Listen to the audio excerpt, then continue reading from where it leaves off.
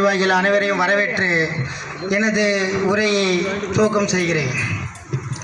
இந்த மத்திய பிஜேபி அரசு 10 ஆண்டுகள் மக்களுக்கு எந்தவித நன்மையும் செய்யவில்லை. இது உலக மக்கள் எல்லாருக்குமே தெரியும்.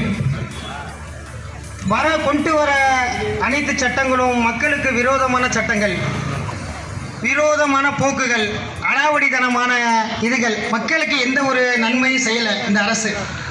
இப்போ ஏற்கனவே இந்த வேளாண் சட்டத்தை வாபஸ் வாங்கினாங்க. இப்போ அதே சட்டத்தை கொண்டு வந்து மத்திய அரசு 4 முறை சுமூக உடன்பாடு எட்டலை.